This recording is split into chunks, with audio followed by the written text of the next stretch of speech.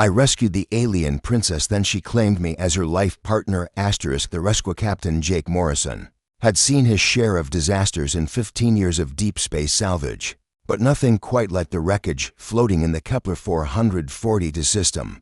The diplomatic vessel Star Whisper hung broken against the cosmic void, its elegant hull twisted into unrecognizable shapes by what looked like a weapons barrage. Another day, another tragedy. Jake muttered to his ship's AI, Nova, his salvage vessel Fortune's edge, drifted closer to the debris field, scanning for survivors. The diplomatic crisis between Earth and the Zephyrian Empire had been escalating for months, and this attack would likely push both sides toward war. Captain, an OVAS synthesized voice carried an unusual note of urgency. I'm detecting a faint life sign in the aft section. It's weak but definitely there. Jake's pulse quickened. After 3 days of finding nothing but corpses and scrap metal, a living soul was a miracle. Prep the rescue pod. I'm going in.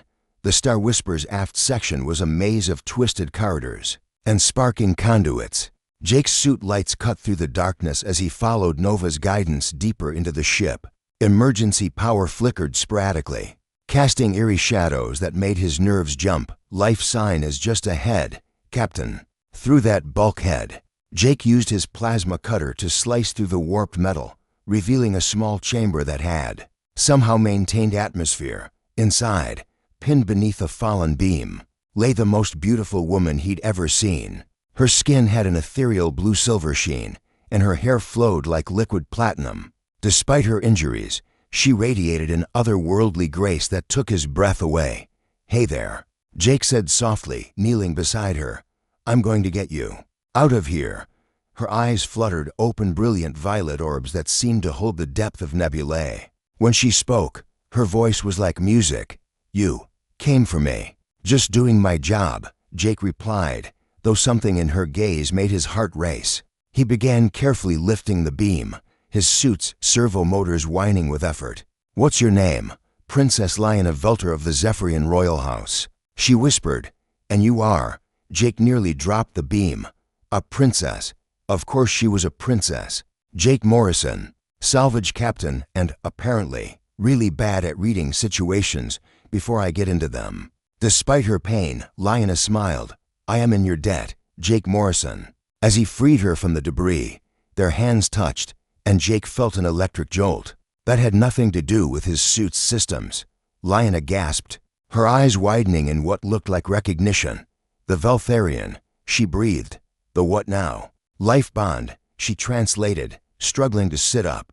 "When one saves another from certain death, touching skin to skin at the moment of rescue, it creates a spiritual connection among my people." Jake stared at her. "Are you saying we're connected somehow, more than connected?" Her cheeks took on a deeper blue hue. Was she blushing? In the eyes of Zephyrian law and custom. "You are now my Velthuk, my chosen life partner." The words hit Jake like a meteor strike. "Wait, hold on.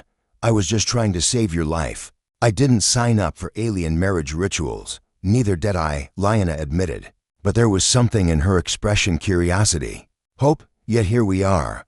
The bond cannot be undone except by mutual consent or death. Jake helped her to her feet, acutely aware of how perfectly she fit against his side. "This is insane.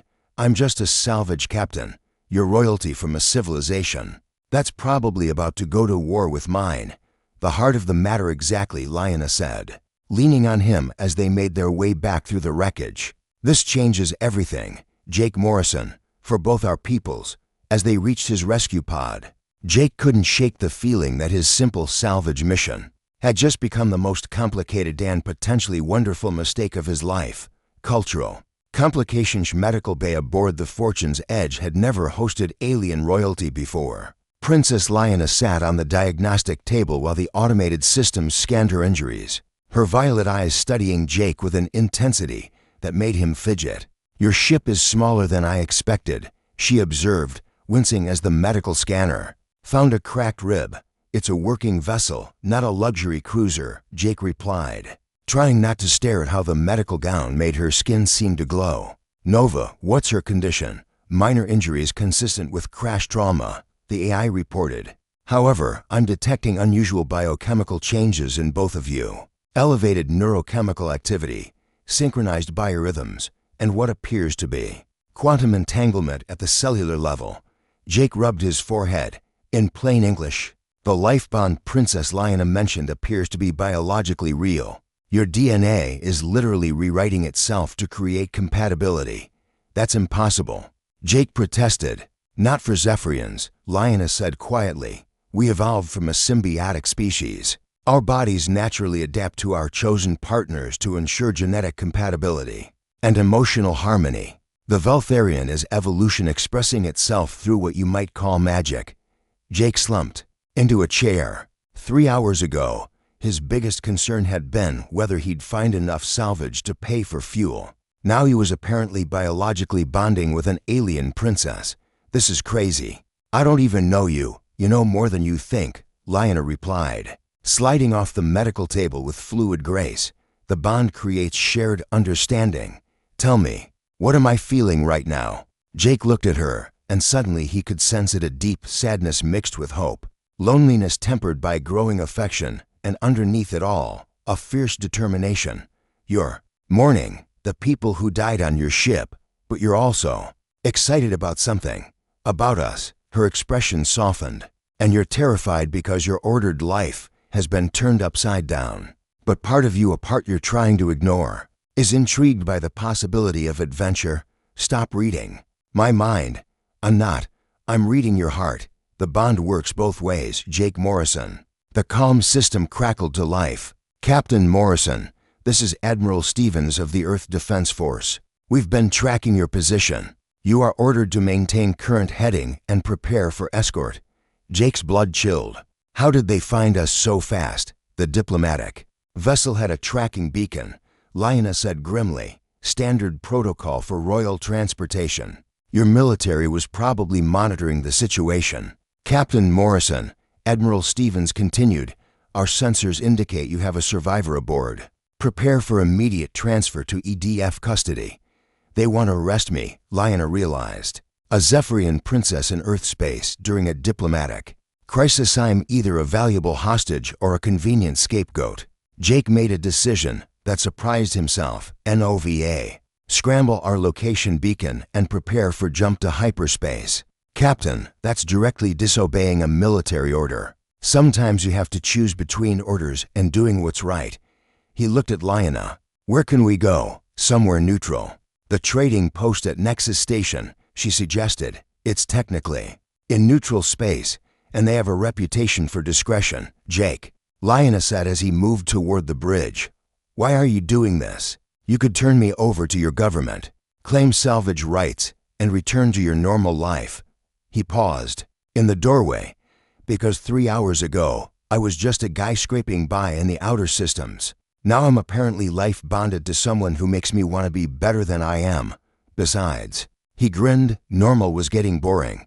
As the Fortune's Edge jumped to hyperspace, Jake couldn't help but notice how right it felt to have Liana beside him on the bridge, her presence filling a void he hadn't even realized existed. So, he said as the stars streaked past, what exactly does a life-bonded partner do? Is there a manual? Liana's laugh was like silver chimes. We make it up as we go along.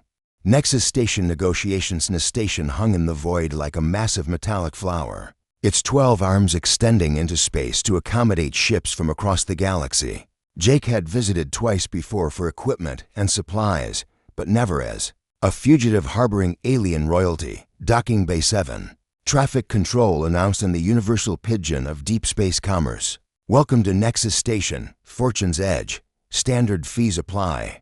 No questions asked. I love this place, Jake muttered. As they docked, the station's unofficial motto, no questions asked, made it perfect for their situation. Princess Liana had spent the 3-day journey learning Earth customs and languages.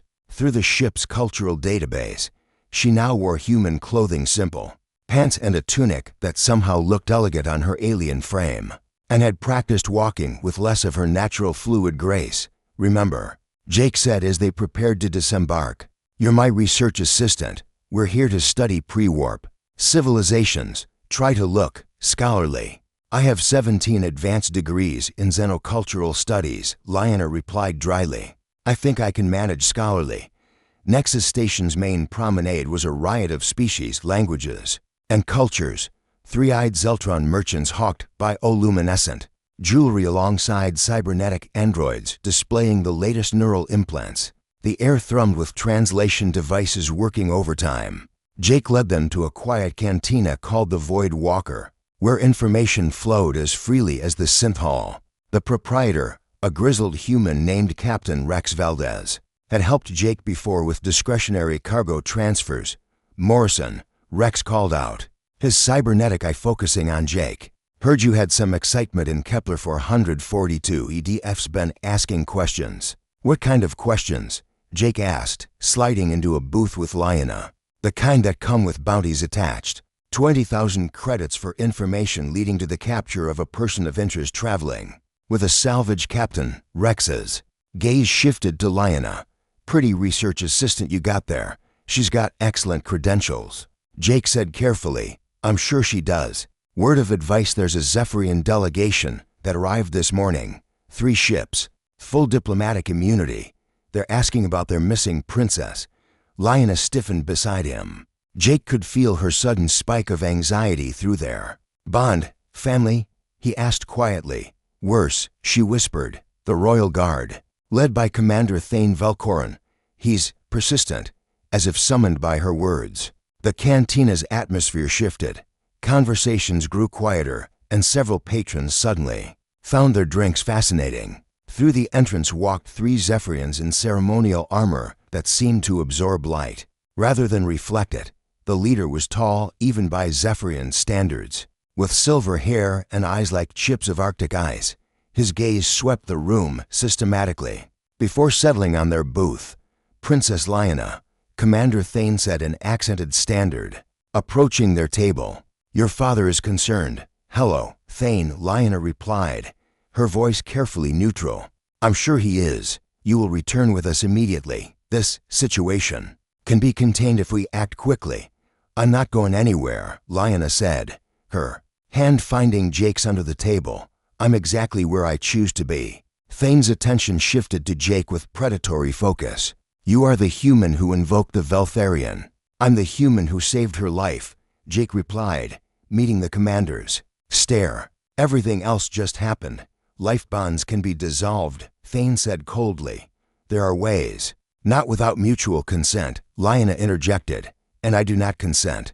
The tension in the cantina was thick enough to cut. Jake could see other patrons edging toward exits, recognizing the signs of impending violence. Your Highness, Thane said, his voice dropping to a dangerous whisper. You are playing with forces beyond your understanding. This human is not of noble blood. He has no political value, no strategic importance. He is beneath you. He is my chosen, Lyanna replied, standing gracefully. And that makes him royalty by bonding law. Jake blinked. It does. The Velthuk of a princess holds equivalent rank, she explained. Congratulations, Jake Morrison. You're now a prince of the Zephyrian Empire. Oh, wonderful, Jake muttered, because this situation wasn't complicated enough. Thane's hand moved to his weapon. This farce ends now. Actually, Rex interrupted cheerfully. It ends when they leave my station, which they're about to do, peacefully, because Nexus Station has very strict policies about violence in public spaces. Jake had never been so grateful for mercenary neutrality in his life. Dangerous revelations. The cargo hold of the abandoned freighter Stellar Drifter wasn't exactly romantic, but it provided privacy for the conversation Jake and Lyanna desperately needed. They'd slipped away from Nexus Station using one of Rex's smuggling routes, but Commander Thane's words haunted them both. So I'm a prince now, Jake said, sitting on a crate of expired ration packs. Do I get a crown, a palace, royal underwear? Lyanna paced the small space, her distress radiating through their bond like heat from a forge. Jake, there are things about Zephyrian politics you don't understand. Things I should have told you. Such as, she stopped pacing and faced him, her violet eyes troubled. The life bond isn't just a romantic connection. It's a political alliance. By bonding with you, I've effectively declared independence from my father's plans for my marriage. What plans? An arranged union with Prince Korath of the Endorian. Hegemony. It would have cemented a military alliance against Earth. She sat beside him on the crate. My bond with you doesn't just affect our personal lives, it could prevent a war. Jake stared at her. You're telling me that rescuing you might have accidentally saved his civilizations from destroying each other or doomed them both, depending on your perspective. The implications hit him like a gravity wave. Your father expected you to marry this Korath guy, and instead you're bonded to a human salvage captain. No wonder Thane looked ready to vaporize me. It gets worse, Lyanna admitted. The Veltharian creates a psychic link between bonded partners. Over time, we'll begin to share memories, emotions, even some abilities. If my father can't dissolve the bond, he might try to eliminate you to break it permanently. Permanently as in, death breaks all bonds. Jake rubbed his face with both hands. Fantastic. So we're fugitives from your government, my government, and your jilted alien fiancé. Plus there's a magical psychic connection that's rewriting our DNA. Did I miss anything? The part where I'm falling in love with you despite only knowing you for a week. Lyanna said quietly. That stopped his spiraling thoughts cold. He looked at her, really looked. The elegant line of her neck, the way starlight seemed to live in her skin, the vulnerability in her expression that she was trying so hard to hide. Is that the bond talking, or is it real? He asked. I don't know, she admitted. That's what terrifies me.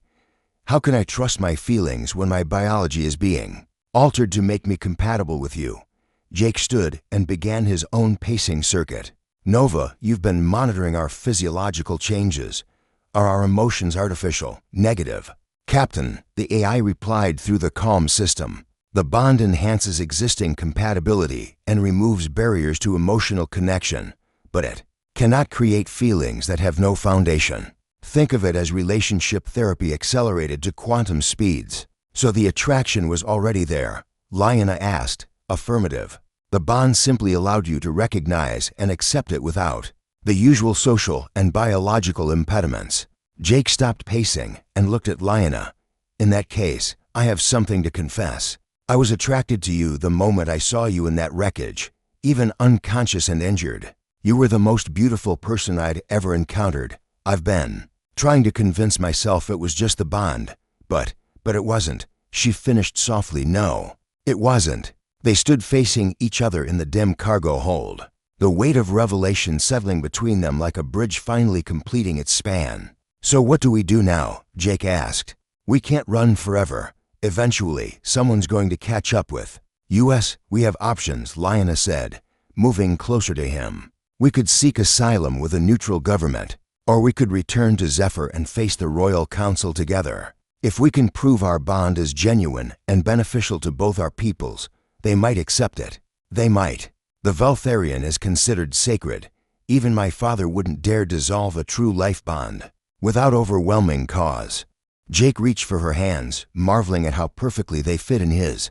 And if we're wrong, if they decide a human isn't worthy of their princess, Lyanna's smile was fierce and beautiful. Then we run, together, forever if necessary. Forever is a long time. Not nearly long enough, she replied. And when she kissed him, Jake felt their bond pulse with golden light, stronger than before. Royal recognition throne room of the Zephyrian Royal Palace was designed to intimidate vast columns of living. Crystal stretched toward a ceiling that showed real-time images of nebulae, while the floor was polished obsidian that reflected everything like a dark mirror. Jake tried not to gawk as he and Lyanna walked the seemingly endless path toward the throne, where her father waited. Emperor Valdris Velter was exactly what Jake had expected, imposing, regal, and radiating the kind of authority that came from ruling an interstellar empire. His silver hair was elaborately braided with gems that probably cost more than Jake's ship, and his violet eyes so like his daughter's held the weight of centuries. Lyanna, the Emperor said, his voice echoing. In the vast space, you return to us at last. Father, she replied, offering a formal bow that somehow managed to convey respect without subservience. I present Jake Morrison, Prince Consort of House Velter by right of the Veltharian. Jake had practiced this moment during their 3-day journey to Zephyr, but standing before an actual emperor still made his knees weak. He bowed as Lyanna had taught him, grateful that protocol didn't require him to speak first. "Rise, human," Emperor Valdris commanded. "Let me look upon the one who has disrupted decades of careful diplomacy." Jake straightened, meeting the emperor's gaze despite every instinct screaming at him to look away. "Your Majesty, I never intended to cause disruption. I simply couldn't leave your daughter to die." Noble sentiment, catastrophic timing. The emperor rose from his throne and descended the steps slowly, each footfall echoing like a judge's gavel. "Do you understand what your bond with my daughter has cost? Prince Korath considers it a personal insult. The Andorian hegemony threatens to withdraw from our alliance.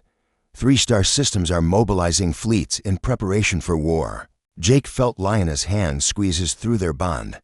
"I understand the gravity of the situation, Your Majesty, but I also understand that forced marriages built on political necessity rarely create lasting peace." "You presume to lecture me on statecraft." There was danger in the Emperor's voice. "No, sir. I presume to speak about love." Jake took a breath, drawing strength from Lyanna's presence beside him. "Your daughter and I are bonded in ways that go beyond politics. We share thoughts, emotions, even dreams. In the past month, I've learned more about honor, courage, and sacrifice from her than I learned in 30 years of life. If that bond can exist between a human and a Zephyrian, maybe it can exist between our peoples as well." Emperor Valdris stopped directly in front of Jake, close enough that the human could see flecks of gold in those ancient violet eyes. "Pretty words, but can you prove them, Father?" Lyanna interjected. "What do you mean?" "The Royal Council has agreed to recognize the Veltharian under one condition." The Emperor's smile was sharp as a blade. "Prince Morrison must undergo the trials of worthiness, 3 tests to prove his devotion, courage, and wisdom. If he succeeds, the bond will be recognized and he will be formally invested as Prince Consort. If he fails, the bond can be dissolved." Jake finished grimly. "More than that, failure means exile from Zephyrian space and a prohibition on any future contact with my daughter." The throne room fell silent except for the whisper of recycled air through crystal vents. Jake could feel Lyanna's distress through their bond, her fear and anger at her father's ultimatum. "I accept," Jake said quietly. "Jake, no." Lyanna protested. "The trials are designed for Zephyrian physiology. Humans have survived worse odds before." He interrupted gently. "Besides, what's the alternative? Live as fugitives forever. Watch our peoples tear each other apart because we fell in love." Emperor Valdris nodded approvingly, spoken like a true prince. "Very well. The trials begin at dawn. You have tonight to prepare." As they were escorted to their quarters, Lyanna was unusually quiet. Only when they were alone in the guest suite did she finally speak. "The trials aren't just tests, Jake. They're ordeals designed to break candidates who aren't worthy. In the past century, 47 Zephyrians have attempted them. Only 12 succeeded. What happened to the others? 23 died. The rest were left permanently changed, their minds or bodies unable to cope with the stresses." Jake sat heavily on the bed, the weight of the challenge settling on his shoulders. 35% survival rate. "I've had worse odds. This isn't a joke," Lyanna said fiercely. "I can't lose you. Not now. Not when I've finally found someone who sees me as more than just a political asset." Jake reached for her, pulling her into his arms. Through their bond, he could feel her terror, not for herself, but for him. It was humbling to realize that someone so remarkable could care so deeply about a simple salvage captain. "Hey," he said softly, tilting her chin up so she met his eyes. "Remember what you told me on Nexus Station? About making it up as we go along? That was before my father decided to kill you with ancient rituals. I'm not going to die, Lyanna. I'm going to pass these trials, marry you properly in front of both our peoples, and spend the rest of our very long lives proving that love really can conquer politics. Promise me," she whispered. Jake kissed her forehead, tasting the salt of tears he hadn't realized she was crying. "I promise. After all, I've got the best motivation in the galaxy, a princess who's worth fighting for." As dawn approached over the crystal spires of the Zephyrian capital, Jake Morrison prepared to face trials that had killed better candidates than him. But for the first time since this whole adventure began, he felt truly ready. He had love on his side, and in his experience, that was the most powerful force in the universe. Epilogue 6 months later, the wedding ceremony took place on Nexus Station, neutral ground where both Earth and Zephyrian dignitaries could attend without loss of face.